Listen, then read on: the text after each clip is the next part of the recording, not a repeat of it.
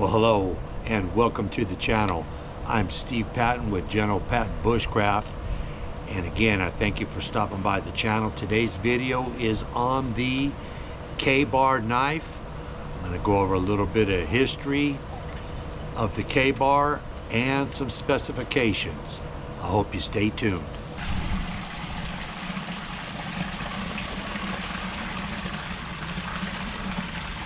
Okay, the K-bar, trademarked as KA/BAR.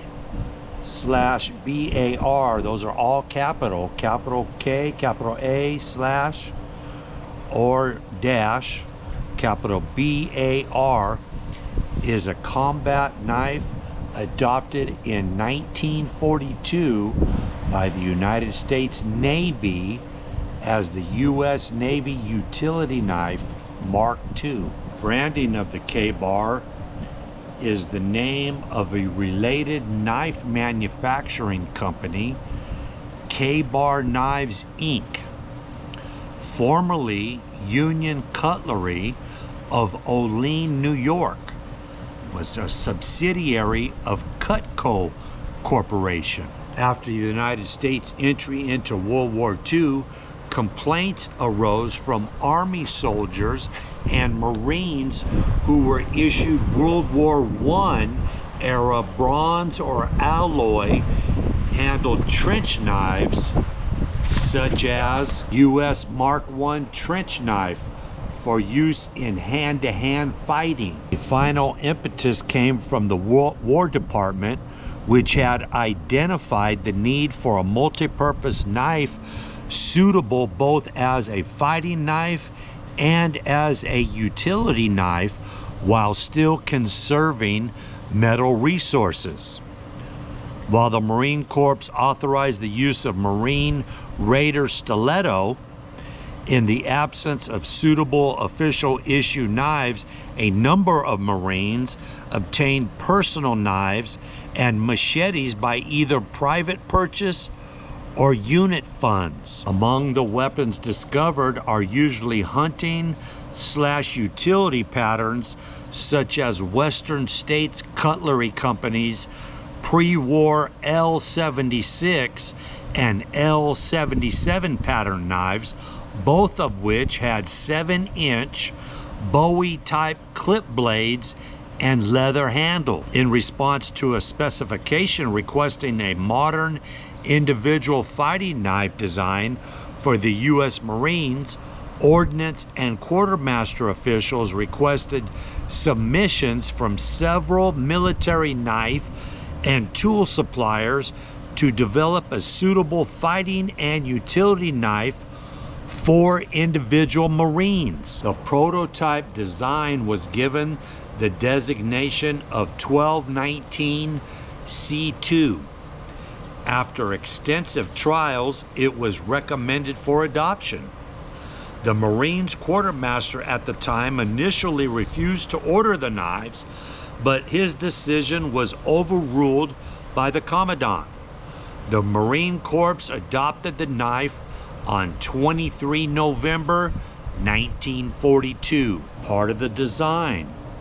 The K-bar is based on the Mark I trench knife and existing civilian hunting/utility knives such as Western's L77 as a basis for further improvements, with USMC Colonel John M. Davis and Major Howard E. America contributed several important changes. K-bar has a longer, stronger blade, introduced a small fuller to lighten the blade, a pinned pommel, later replaced by a pinned pommel, a straight, later slightly curved steel crossguard, and a stacked leather handle for better grip. Let's talk about the construction. The blade, guard, and pommel were parkerized instead of bright polished steel of the prototype. The knife used a thicker blade stock than that of the USN Mark I utility knife and featured a clip point. According to K-Bar, its 1095 Crow Van, a moderate carbon and low chromium steel alloy, allows the blade to hold an edge very well. The 1095 Crow Van steel used in the blades of contemporary K-Bars has a hardness of 56 to 58 HRC, while the guard and pommel are made from sintered 1095 carbon steel. Besides uses as a fighting knife, the K-Bar has proved useful as a utility knife for opening cans, digging trenches, and cutting wood, roots, wire, and cable. Let's talk about some of the variants. The variants include the D2 Extreme. In 1999, K-Bar released the D2 Extreme version of their fighting knife. It comes with the same synthetic handle and sheath that was produced with the next generation, but also a blade made from D2 tool steel for extra edge retention and slightly better corrosion resistance than the 1095. The next generation version came out in 1995 and was released with the stainless steel blade, synthetic handle, and synthetic sheath marked as the next generation. As of June 2012, the next generation models have been discontinued. The service designation, as its new name implied, the knife fighting utility was designed from the outset as a dual-purpose knife. It was both an effective combat knife and a utility tool, well suited to the type of jungle warfare encountered by Marines in the Pacific Theater. This dual-purpose design resulted in some initial criticism of the pattern as being less than ideal for knife fighting, but combat experience of returning veterans, as well as reports from the battlefield, dispelled doubts about its combat effectiveness. Take a look at some of the wars that the K-Bar has been in. It's been in World War II, the Korean War, Vietnam War, Gulf War, War in Afghanistan, and the Iraq War. The production history is as follows. It was designed in November 23rd of 1942 by manufacturers Camelus Cutlery, Union Cutlery Company, Powell Cutlery Company, Robeson or Sure Edge Cutlery Company, and Ontario Knife Company. It has been produced from 1943 until the present. Specifications on the K-Bar: the mass is 0.7 pounds. The length is 11 7/8 inches. Blade length is 7 inches. The blade type is clip point. The hilt type is stacked leather washers.